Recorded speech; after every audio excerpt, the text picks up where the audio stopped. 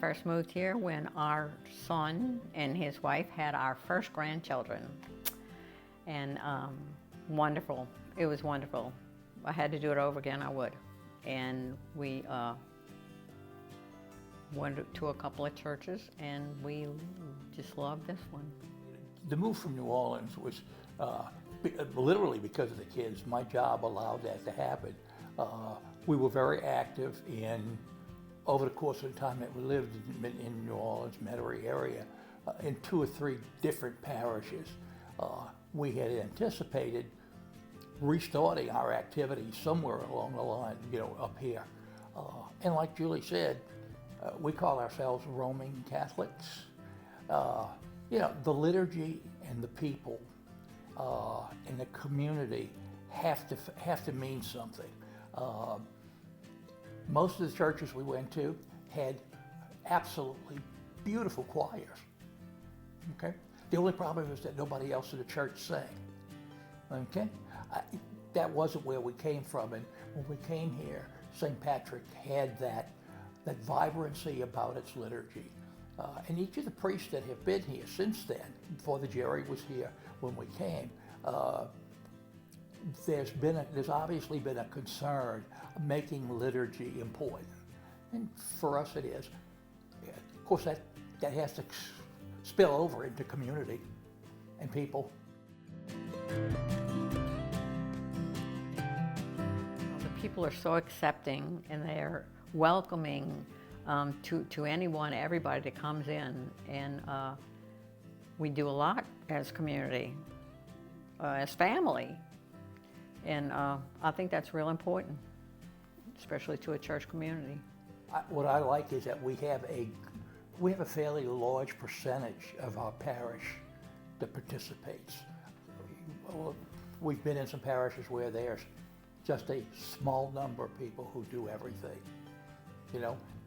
The large number may not quite do it as well as the small number, but you know what? We get it done and we have fun. And like you said, it's the extension of the body of Christ. One of the things that I didn't notice here when you talk about that body of Christ is I really haven't come across what I call a clique. It seems like in each of the other parishes that we were in, when we started there were just some groups that we weren't a part of, and it was pretty obvious we weren't a part of it. I have not found that here in the 20 plus years that we've been here.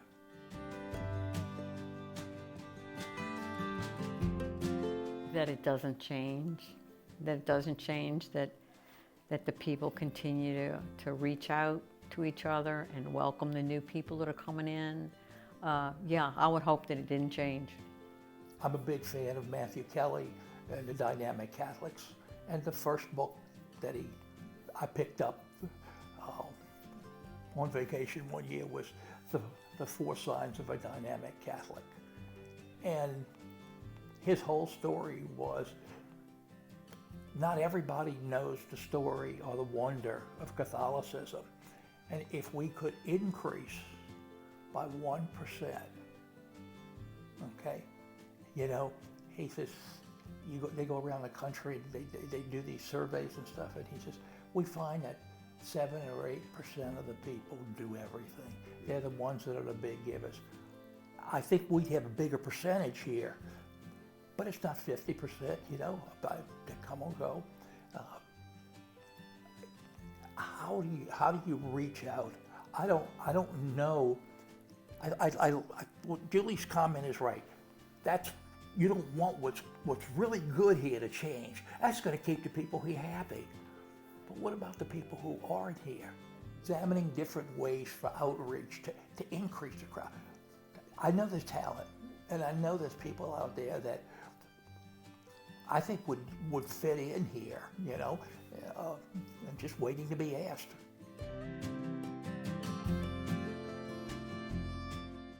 I said no for 50 years, and I've been at Night now for 4. And that is one of my regrets, I will tell you. It's afforded me an opportunity to do a variety of things here.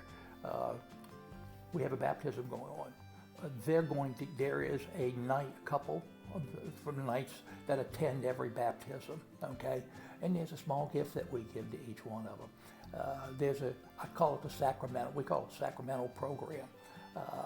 And I realize that some people just think it's crazy, you know, but it was, well, it's important to me. And sometimes Julie feels like I make it too important because, you know, I personalize everything. I mean, everything that they get, it's got their name on it. And that takes time and effort. You know, and I really feel that's important. The book ministry, I refer to it as the book ministry. Those books that people go, I brought that here to the parish when I came. Not immediately, but when I got my first book in Florida, I came back and first thing I wanted to do was I asked Father Jerry, can we do this? And I said, well, I'll pay for the first group. I think I bought 100 books for them. Well, it's mushroomed. You know, I got 12 people in the group. We're anonymous. Nobody. I don't think most people know who does it. It doesn't matter. That's how I'm doing it. But every year, right now, we're buying 1,000 books a year. We have a book study here, a couple times a year, and the Rosary, we have a Rosary group that's very close. And of course, there's the ladies. I can't say Ladies Night of Columbus because we had to change our name. The ladies group get together and support the Knights, and that's very important to me.